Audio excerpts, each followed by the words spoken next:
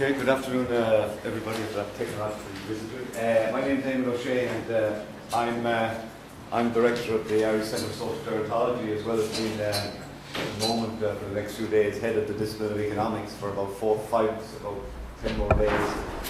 So, what I want to talk to you today about is how you might develop a national strategy for older people. Last Friday on the newspapers, the Department of Health and Children issued a call for papers with regard to developing a new strategy. In other words, they asked the stakeholders, the NGOs, people like ourselves, to make presentations with respect to what should be in the new strategy. And what I want to do today is to perhaps set out what I think should be in the national strategy for older people in Ireland to serve for the next 5 or 10 years. So it's going to be very policy oriented with some data. I'm not going to say anything about our own centre or our own work here. You can look at that on the website if you're interested. And if any of you are interested in ageing issues, you can email me directly on the website.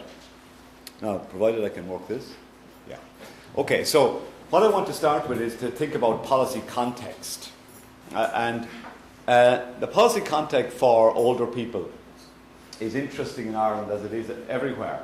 Because one of the things that you have to address straight away before you begin to think about the development of policy or policy formulation or ultimately policy implementation, because I'll be making an argument that the problem in Ireland is one of implementation with respect to policy, you have to deal with the sort of contextual environment in which policy gets made. And I mean policy at a national level, policy at a local, regional and local level, and even how we interact with older people or how we view our own life, because there's very interesting issues here about our own sense of identity at various stages of the life cycle and what we think about the ageing process that impact on our views, that impact then on the policy process as well. So one of the things that I think is necessary to say at the beginning is the issue of ageism. And ageism is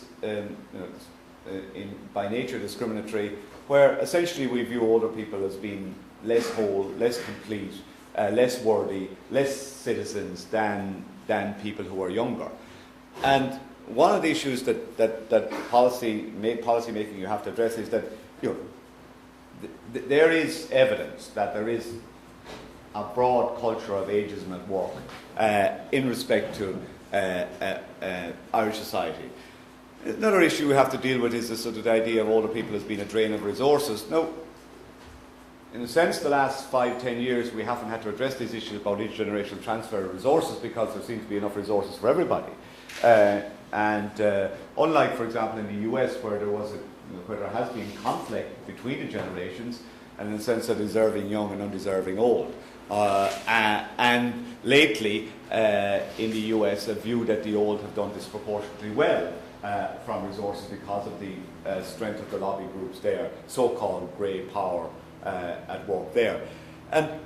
But one of the things that I think we're going to face over the next while is, in a sense, the notion of who gets what from a diminishing budget, and who's more worthy and who's less worthy, and what is an investment and what isn't an investment. It's quite clearly, you see, education and younger people have been talked about as an investment and so on. And it's more difficult to think of older people in that way, older people as investing in older people as being, in some sense, having a return for society. Now, my argument is that it's necessary actually to think like that, to have a whole or complete society, and one that, in a sense, takes advantage of age and transfers both information, wisdom and resources from young to old, or from old to young. The other issue is I want to mention is the homogeneity. The emphasis on group metrics, the emphasis on old, she's old, he's old, they're all the same. They're just old. And in a sense, this is sort of conventional view of older people that they tend to lose differences, they tend to lose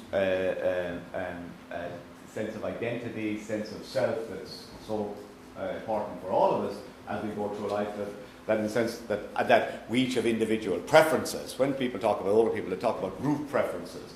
Any of you who spent some time if you've ever spent some time in a nursing home, there's very little room for individuality or autonomy. In a sense, it's sort of group.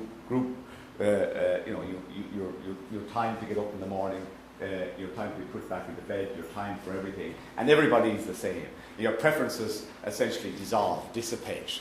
If you like classical music before you went into a nursing home, I'm afraid there's no room for piano in a nursing home or a violin. If you like to read particular newspapers, I'm afraid there's only these preferences can remain. So in a sense, this is sort of taken for granted and so on. The issue that Ger talked about is focused on disability, not ability, and there is also a view, and sometimes among particularly neoclassical economists, but not always, that there is a view that you've had your day, it's been pretty good. You've reached 65 or 70, and now it's the time to move aside. Now is the time to, let the young people in. You can't expect too much from state because you've had your day. So what Alan Williams, the head economist from York, talked about, fair innings. If we have to decide, age is a useful way useful and quick way of making decisions. You don't have to do the evaluation. It's pretty obvious. If you're 70 and somebody needs a stent or a heart operation, well, you don't have to do the metrics. And then there's the issue of the absence of a life course explanation and integration. This view that in a sense age suddenly arrives. That in some sense it's different, that in some sense you become different, that the person that you were, you no longer are, and you arrive into old age and hey, you're now different. In the sense that we don't think about age, we don't think about life in the sense as in some sort of cumulative over the life cycle, that advantages and disadvantages that you might have when you're young simply go on during life and hey, you end up with them when you're old. And therefore if you're poor when you're young, it actually makes life worse when you're old too. Surprise, surprise, except it is a surprise because we view older people as all the same. So in a sense, one of the interesting things about the recent medical card controversy was the sense that, it amused me that some people actually, were having medical cards that maybe you think, hey, how come you have all these advantages during life and you get them again when you're old? Simply because you're old. It's kind of reverse ageism, if you like. I found that nice and interesting because usually it's the other way around. So this is the background you're working on, and I'm not going to go through all these in 30 minutes, and I think I'm going to have to cut my slides by about 20. But if you think about discrimination indicators, what we have data. There is data. Significant relative poverty levels, although that might change now. You find the relative poverty levels actually improve because incomes of those at work will go down, and my guess is that the incomes of older people through pensions won't go down as much. So actually relative poverty levels may increase over the next 5 years in terms of the current recession. Absolute poverty levels, I have to mention there, older women are probably the most disadvantaged group. These older women are women who have never been in the sort of social welfare system, and therefore they have no pension or no official pension. These tend to be the poor, sort of in terms of absolute poverty, these tend to be the poorest of the old. Relatively poor life expectancy at 65, although it has increased in the last 5 or 6 years. We've been traditionally behind European, and particularly with respect to healthy life expectancy. In other words, disability-free days. The data shows that the relative bottom decile of the sort of original EU members, and even the new European or East European countries coming into the EU. And I think what I mentioned earlier, age-related barriers with respect to consumption. Nobody has done very much work on this, empirical work on this, but anecdotally in this country and empirically in other countries, there is data which suggests that, as I suggested, that rationing gets done by age. That people who are old are less likely to have resources directed towards them and lower participation rates. So before I go any further then, just so as I'll know where I am, so how many older people are there in Ireland? Absolutely. Somebody give me a figure. 1 million? 500,000? Any advance or decrease? which is about right, million or half, 500,000. Half. 5, yeah, close, just under 5. So what percentage of the population is that? 11%. So 11% of people, in terms of population. One of the things about Irish population relative to European population is that we're relatively late comes to sort of the demographic change. So you can see that as a percentage of the population, Irish percentage hasn't changed very much up to 2006. Where it's hovering around 11% of the population, about 470,000 older people. The numbers are going to go up shortly as a percentage of the population, and by 2050 we'll be up to 1 in 4. But our EU 25 brethren will also increase. In a sense, we'll still be below European averages. So, in a sense, the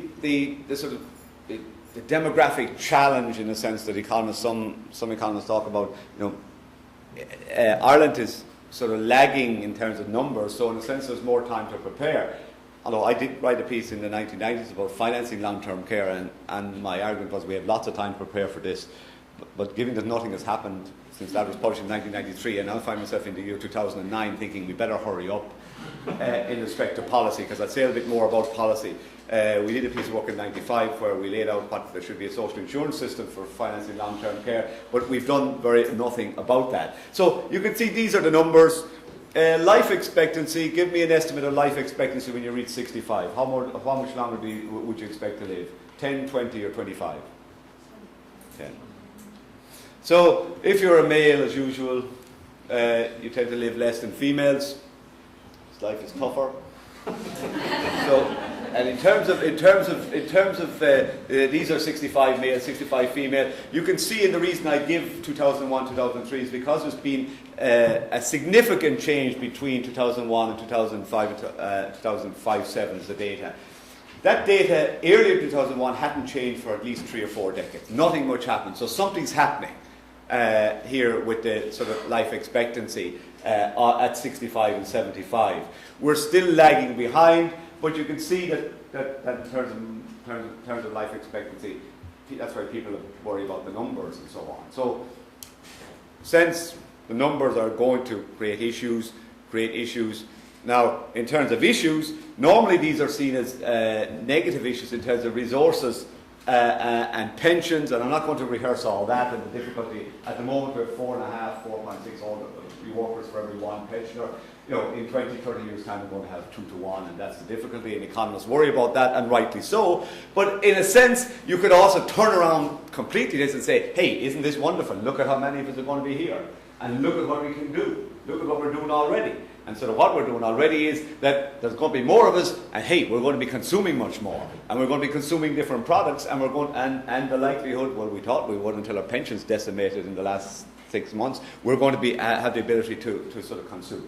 We're also, there are labour market effects, there's experience, there's knowledge transfer, there's wisdom transfer, sort of issues to do with not just labour markets, but the whole issue of how you think about culturally in a civil society, about how you think of the role of older people and the place of older people in the transfer of knowledge across the generations. And the way that society actually acts on that, and so there's plenty of ethnographic anthropological evidence of sort of the role of the elder within tribes and the importance of the elder in decision making and so on. And I guess it's quite different in society now, because particularly over the last 10 years the opposite used to be the case, where in a sense Irish labour market was valued for its flexibility, its youthfulness, its education, and all of these things were highly valued in a sense, and very few people talked about the notion of wisdom or knowledge transfer or intergenerational transfer of knowledge. But I think this is an area where I think that a significant amount of work could be done in terms of how you actually think about these relationships. And then, of course, there's intergenerational transfers of time, money, as well, because we all know, and those of us who have children of that age, or those of you who have been recipients of this money, parents tend to give you money now and again. And sometimes they give you a lot of money to buy houses and so on, and in return they ask you for a lot of time then to mind their kids when you get older, when they have kids after you buy the house. So it's a very interesting thing about how people view grandparents. and that reciprocity that's engaged in sort of over the life cycle. It's sort of, we minded you when you were young, yeah, you did. Now you must give me money to buy my house, yeah, okay. Now you must mind the grandchildren as well. Now where's the reciprocity? Here, okay. So in a sense, they're interested in ways of thinking about older people and older people's role in society and older people's role in sort of forging a sort of a civic society, a sort of a culture that you might think maybe brings a different society, I'm not saying a better society, but a different society, or the way we think about that society, the way we think about older people's role in that society. Okay, so I realise that, so I'm not going to talk about this, Ger talks about disability.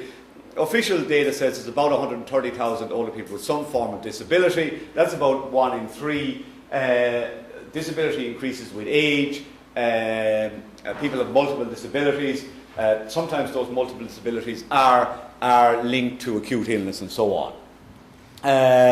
So we know that there's disability out there. Yeah, but of course, if we look at that slide, we know the opposite. If only 1 in 3 have disabilities, then 2 in 3 don't have any disabilities, and 2 in 3 people are sort of fit, engaged, healthy, and so on. Now, some of them are rich, some of them are poor, some of them are highly educated, some of them are not, some of them are just like you and me.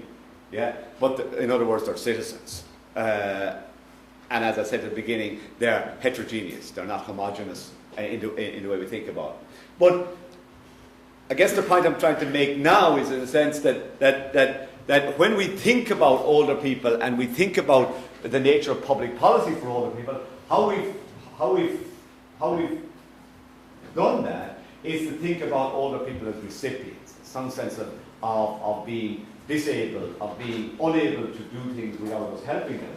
And if those of you who watch the media.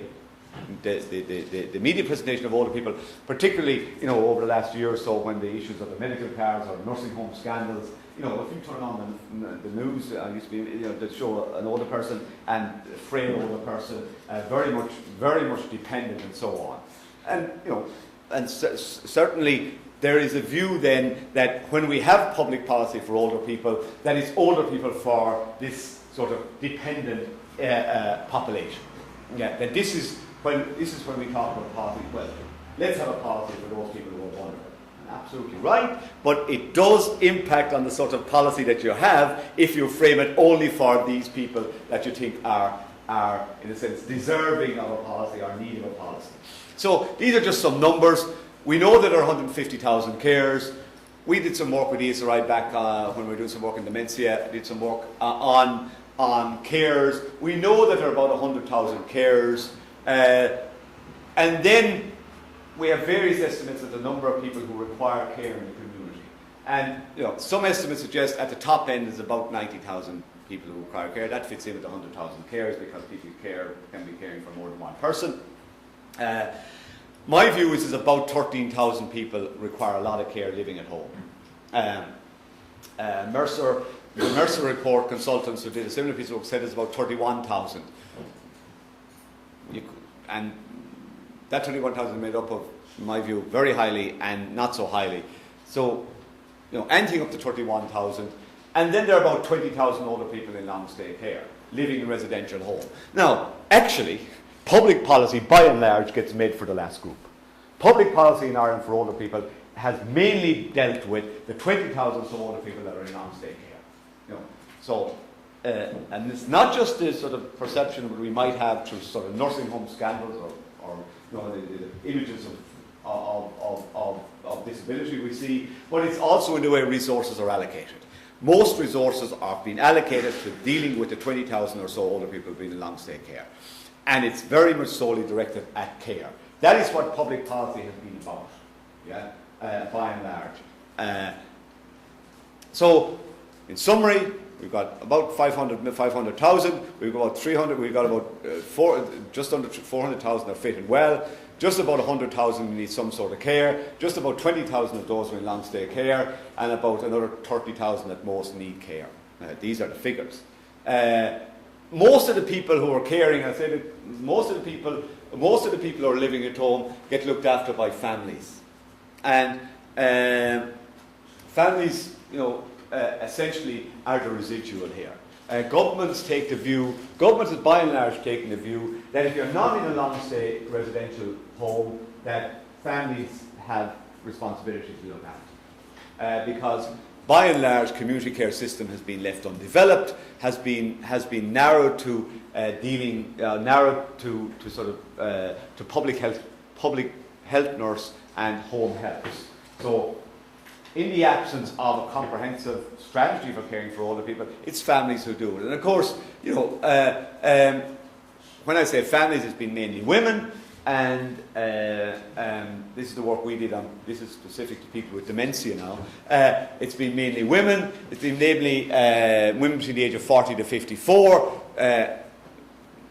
Caretaker potential, it's usually a bit wider age band than that. It's usually up to 40 to 69. But you can see that a significant number of carers themselves are older people. So as well as older people caring for children, older people care for each other. Older people tend to care for each other. So you have a frail older person, and mainly women who have to live longer, care for men who tend to get sick younger, and so on. So you have these issues that women, older women, care for act as carers as well. And that's a significant number of carers. If you take one, you know, if that figure if we can generalise, you know, it means that there are about 25,000 older people providing care at home for other older people. That's a significant amount of care. So, you know, even though we view older people as sometimes, as I said earlier, a drain on resources, they're caring for people at both ends of the life cycle, for people who are young and people who are old. Not surprisingly, you know, these people have significant stressful lives. You know, you saw a figure there, 12 hours a day. I always say to my undergraduate students, if you work 12 hours a week, you know, it's pretty significant. These people work 12 hours a day. Which is a significant amount. And the worst of it is constant, being there, not being able to go outside, not being able to move away, not being able to take a holiday, not being able to have respite. Because the system, in a sense, is geared towards financing a person in a residential unit and not financing sort of a broad sort of community-based care. So you can see the issues there. I have these handouts, so I'll get them distributed tomorrow. Sorry, I didn't bring them with me, but I have them on the disc. So in terms of spending then, before I get on to policy, because I'm going to come back to all this in a second, I just wanted to give a sort of a picture of where we're at. In terms of spending, Ireland is ranked lowest in terms of social spending per older person. Now that's not surprising in one sense, because if you see the numbers earlier, you know, this is overall social spending. If you see the numbers earlier, pension, the numbers are here are smaller, so pensions spending is going to be smaller. Than in across Europe, because they have higher numbers, up to 17%, higher in Italy, close to 19%. So not surprisingly, this is what's there. So in terms of long-term care expenditure then, you see that we are pretty low in terms of percentage of GDP, in terms of expenditure, and when we do spend, it mainly goes to residential care. 4.2% of older people in long-stay care. In other words, that 20,000 older people, basically that's where most of the budget lies. Now, just 2 points at the end of that thing. That you need to be careful here, because sometimes fallacy arises that, you know, that really the best thing of all would be for older people to die younger, because that would save an awful lot of money in terms of resources. But age is not itself a very good predictor of health. It's the last year before death, whenever it occurs, is where the most expenditure is made. So simply because you're 70 and die at 71, there's not much difference between 50 and dying at 51, because typically what happens is you fall sick, you try to be cured, and the same level of expenditure falls on you whether you're 51 or 71. You just have to be careful with making easy assumptions here. Time to death is a much better predictor than age, because, again, easy sort of arguments are made in terms of resource allocation that, you know, if it wasn't for the old, we'd have a much more efficient health service, because we'd have much more to spend on the young. Okay, so one of the things that has happened, quite clearly, is what I've argued here, is there's been a major residential care bias. So policy has been about, you know, looking after older people within the nursing home. And the funding bias, most of the spending in the 1990s went on supporting older people in nursing homes and actually giving tax breaks to build nursing homes. So it's supporting the nursing homes by giving them more money. it was a very interesting policy of tax breaks for buildings, and then when we had the buildings, well, we may as well get them in there. Which was a very much an interesting policy given what we said we might do, which is keep them at home. And I'll say a bit about that in a second. So we had the very opposite. We had actually in practice the very opposite of what we said we wanted in terms of policy. And all of these things associated that. And on the other side, what we have is a desperately fragmented community care system.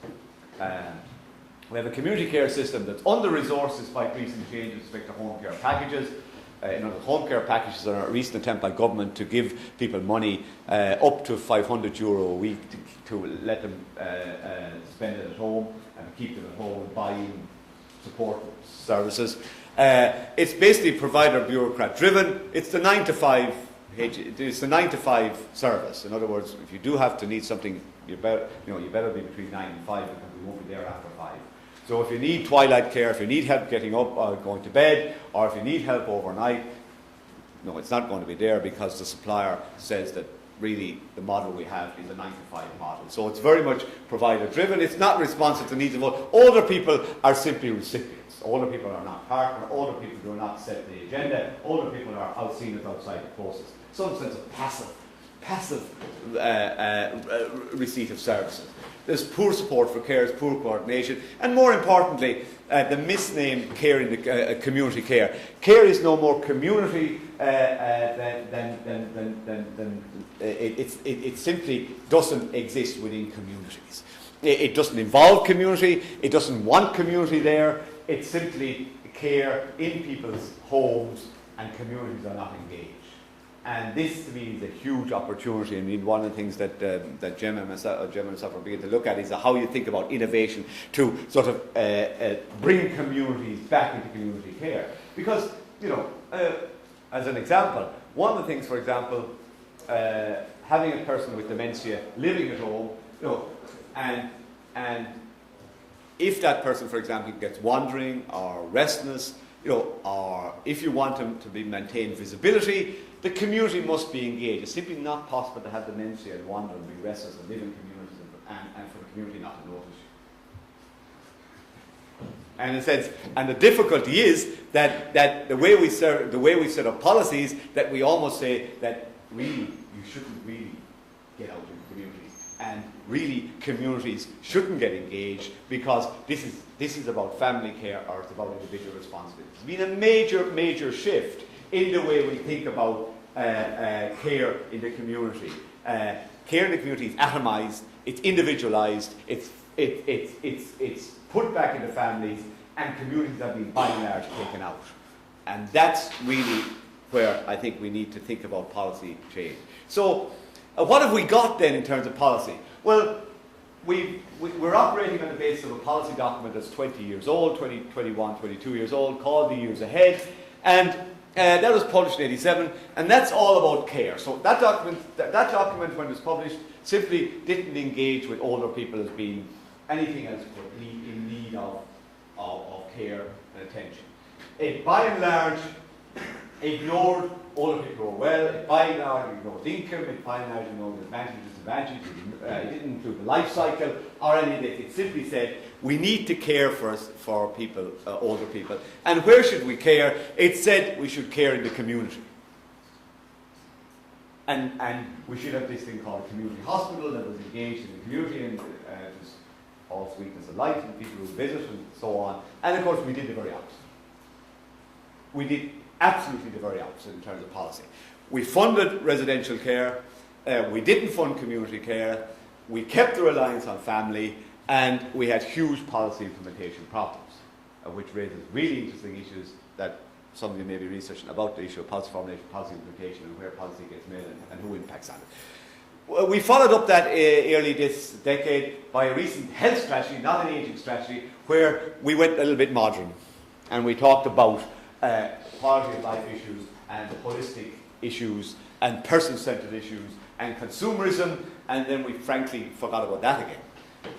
Because the system, in a sense, we didn't gear the system to deliver, we didn't have a resource allocation process, we didn't have a budget. It's not possible to say, it wasn't possible to say, and even the estimate I gave you earlier, with with certainty how much you spend on older people in Ireland. Because you have this fragmentation of budgets and so on. So one of the things, the system, in a sense, is not geared to deliver the policy or the outcomes that the policy process said it wants to deliver, and in any case the policy process didn't really monitor what they said they would deliver. So what do you get? You get a fragmented model of delivery of care that's focused on residential care, that has a policy that values community care, and ignores then also a policy that completely ignores the sort of virtuous world of the aged, of what older people could, how older people could be used to transform a society and so on. So that's what you have. So how might we change it? How might we think about, if you were devising a national strategy or advising the government to devise a national strategy, the ads were in the paper last Friday, please write to us, tell us what we should do. Well, I guess the first thing would be a set of values or a set of principles. Now, you might think, well, why would you start here? Well, you start there because most of the evidence from around the world suggests that any systems that have a set of values or a set of philosophy tend to do what they say they do. In other words, if they say they're going to do this, if they say they're going to have a community-based, care-based strategy, that's what ends up. If you have a system that relies on some sort of functionalism or some sort of economic deterministic model of, well, we'll give you what we can, well, you tend to get a fragmented system. So I think it's useful to start with some sense of independence, participation, care, self-fulfillment, dignity, and so on. Now, these are all just terminologies that in one sense are meaningless rhetoric, in one sense. But in another sense, the meaning of independence that here is that has some meaning. It has some meaning for a person that's living in a rural, isolated areas without transport, with poor housing, with nobody calling, that's not social connected, and so on. That has a meaning. And if it has a meaning, then in a sense, if policy or resource allocation is directed towards meeting that objective, meeting that principle, then it's a very different policy. Rather than simply saying, well, we get the public health board visiting every 6 months, maybe. So I think these words can transform health and social care system for older people. The issue of self-fulfillment and the issue of sense concept of capabilities, of what are capabilities? Well, of course, if you don't believe that older people have any capabilities or have expended their capabilities, then it's meaningless. They don't have any capabilities, so why do we worry in any same way with sort of matching the actual with the optimal? A very, very different way of then thinking about, well, how would you maximize the capabilities of a person with dementia that's cognitively impaired? How do you maximize their capabilities? Okay, so how might you maximize? We're involved in a random control trial at the minute, where we're looking at reminiscence therapy for people with dementia, where we're looking at a structured education program for carers, which seeks to teach carers how to use reminiscence therapy to improve the quality of life of people with dementia. And that's the kind of thing we need to think about if we want to sort of transform a system from a system without values, without a philosophical frame grounding, without a basis, into a system that actually says what it does on the thing. Now, we have been relatively poor in Ireland in terms of establishing any sort of universal set of values. Certainly, we haven't gone for a health system. Certainly, we haven't gone for a social welfare system, and certainly, we haven't gone for a health for care of older people. So, I think these have meanings, like sort of the concept of personhood again. The notion of identity for, again, a person with cognitive impairment, an older person with dementia. What is the personhood there? If you walk in and see somebody with dementia, do you simply look and say, there's nothing there, I'm afraid, it's over, it's a shell, it's not, I can't communicate? Or do you say, yes, I can communicate. Yes, I have to find a way to communicate. Yes, I have to find a way of making contact, whether it's simply through light, through colour. And that then transforms the sort of care experience of that person with dementia from something fundamentally different than currently, if again any of you have stepped into nursing homes, public and private, and looked around and said, I really don't want to end up here, as most people do when they go into these places. because although care is provided, we really haven't approached the sort of the notion of what it means to have a transforming system of care, structure of care, that emphasises capabilities, quality of life, personhood, and identity. So, what then should a national strategy involve? Well, it simply should be more than care. It should be more than care, and it should incorporate the person in the centre. And that means it has to think about, right up at the 12 o'clock circle, it has to have advocacy and representation. It has to engage in technology. We're involved in a big technology project with Intel, Technology and Research for Independent Living, which seeks to see how technology can be transformative for older people. And allow that connection, allow that autonomy, allow that notion of engagement. And all of the other things around, social, the work we've done on quality of life. We did a major piece of work on quality of life in nursing homes, and the big message coming was social connectedness. People felt disconnected from themselves, disconnected from family, disconnected from the places where they just come from. It doesn't really take too much to work out that if you feel disconnected on 3 fronts, you're going to die pretty soon, whether you're young or old. And this is what happens.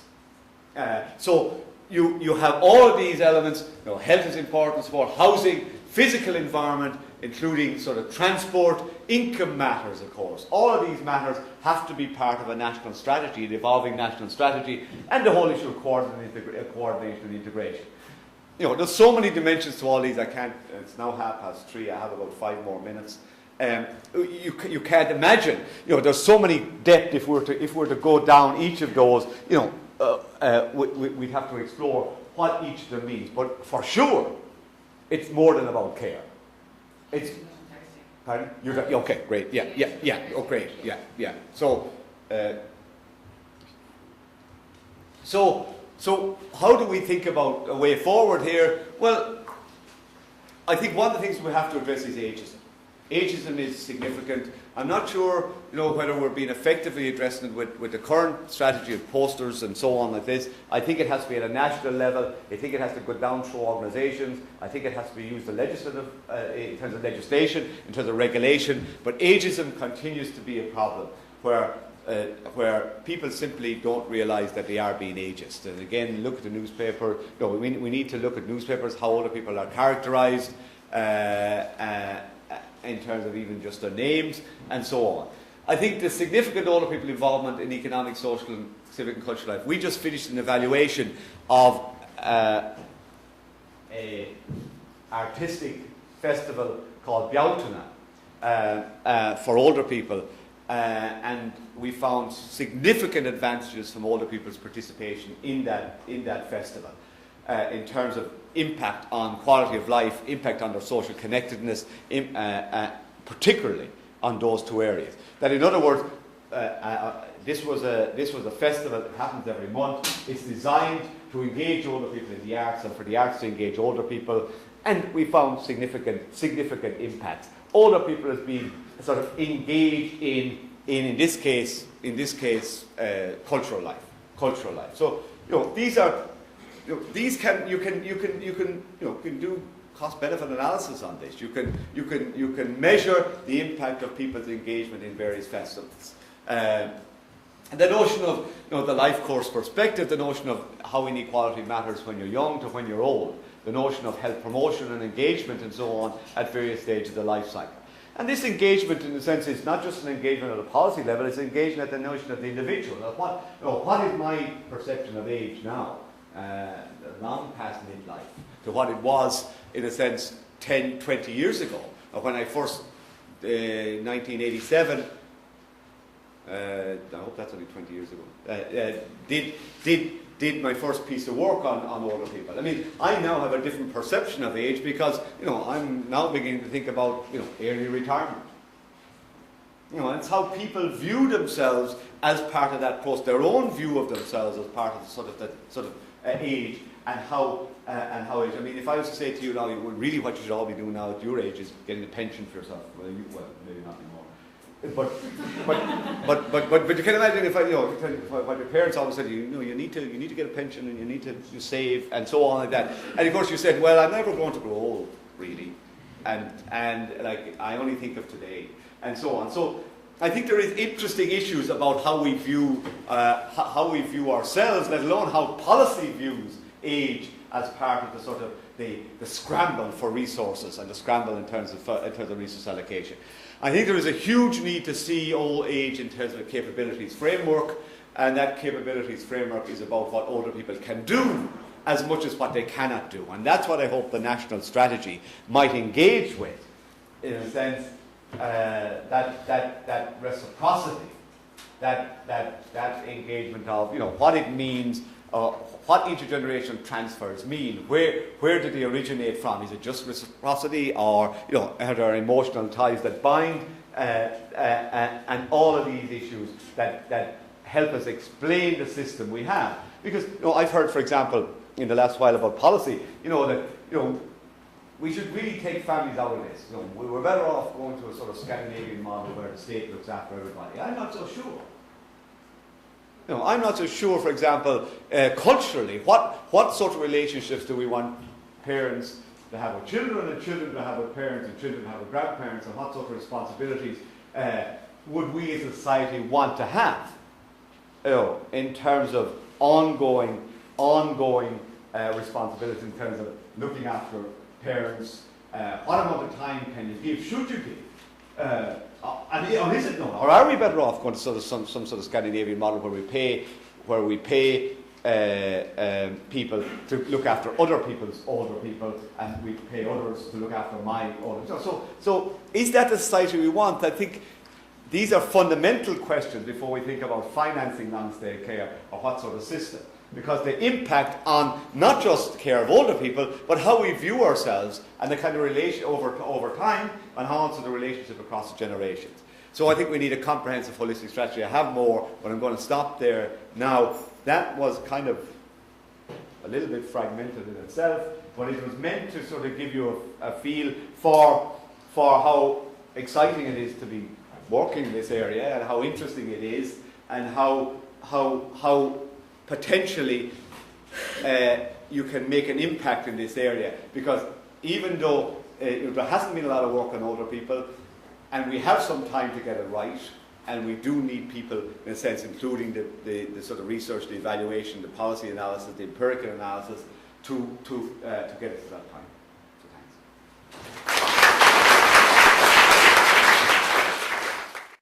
I would like to know how many positively or negatively aged people you have over 100 years of knowledge about.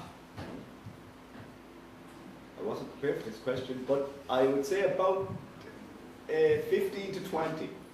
No, I think it must be much more, because in Finland we have over 400. Well, if you look at the Irish life expectancy, I wouldn't equate it with Finland.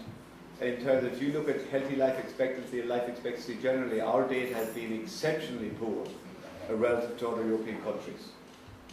I certainly wouldn't. I wouldn't go beyond 2 digits. We've had a kind of a range of talks, and so we had around innovation and disability and old age, and I suspect what we'll hear in relation to children and rural communities and so on is either policy is a basket case and analysis or economy, or policy is there and it's quite good, but actually it's not implemented, it's not effective, it's not efficient. And I'm wondering, are there any examples in Ireland where we actually have good policy that leads to good practice, or is there an awful lot of work that these people in here to be doing going forward? Well, certainly the latter. There is huge opportunities in terms of impacting on the information set available to policymakers with respect to sort of aging and disability, and I would include disability, though it's not my specific area. Is certainly, the opportunities are in my view endless. The difficulties in persuading policymakers that information is important, and educating policymakers how to use that information. I mean, I'm involved a little bit on health economics and health technology assessment in another hat I wear, and that is the difficulty of actually educating policymakers I think the gap is actually slightly different. And my sense is often policymakers are actually relatively receptive. The difficulty is with the implementation. So we can have relatively, some interesting policy, we might move towards some principles and so on. We never really seem to actually implement, we never seem to be able to put it into practice. So we can kind of talk about it, but we can't actually act it. And I'm wondering why there is that gap, like what's particularly going on? Is it simply just a funding gap, or is it something else going on with the nature of how we organise our society in terms of who does the implementing, whether we farm it out to the private sector or the state's just very inefficient when it takes charge of that? Is there something fundamentally I think the state is very in the state is very risk averse in terms of letting go of policy, and also, I mean, in terms of the structure and the age structure has been relatively weak in terms of stakeholder engagement, and the sort of ability of stakeholders to put pressure on the system for policy implementation has been relatively fragmented. So what has happened with older people, which is a little bit different than disability, because on the disability side there has been a strong sort of socio-political engagement with disability that hasn't been as strong with ageing. And right now what's happening in ageing is an attempt to build up capacity in the advocacy stakeholder groups in order to sort of put that pressure on policymakers, because they're risk averse, and also because budget constraints, they tend to be very slow in terms of implementation. Because if, in a sense, there's not pressure from advocacy and there's not pressure from stakeholders, well, I'm afraid policymakers are budget maximising. They're maximising something to a constraint. And I think that certainly is an issue about the pressure that comes from the supply, from the stakeholder, because there's a huge difference between the success of the disability group and the lack of success in terms of ageing, in terms of policy implementation. There is a general overall problem in Ireland with regard to social spending. The total expenditure in Ireland, government expenditure in Ireland, as a percentage of GDP, is the lowest in all 27 countries of the European Union. And you have to ask, well, why is that? Why have we not spent more on social policies in Ireland? And I think it has to do with the organisation of pressure groups, that actually we have not coalesced sufficiently into pressure groups organisations to generate the sort of expenditure to demand from politicians that they spend more on public services. So it is really interesting why we are so socially concerned, and we don't see what it's been going out on television. And it's really it is actually easy to understand why all this happened, because nobody was spent them. Yeah. And the reliance on the sort of voluntary sector, and the philosophy that had its origins, I would say, in a charitable Catholicism that said, look, somebody will look after people, and I think that's why a restatement of actually values, a restatement of actually is necessary, because there is a vacuum with respect to, in my view, with respect to what we expect of our social welfare system or social or welfare state. Isn't if you go to sort of the strong welfare status countries, it's quite clear what the values are. I think it's linked somewhat. Yeah, I think it's a very interesting area to research because I think going back to the famous mother and child scheme, whatever it was back in the 50s, where the church says no, the state shouldn't become involved in the taking care of the health of the mother and the child. What was it? Was it that there has been this sort of tension between the church and the state with respect to how much the state got involved on these social issues? The church wanted to keep control of those. Now, I am quite anti-church, but that I'm sure is not quite the explanation. But I think there's an interesting question there to be explored.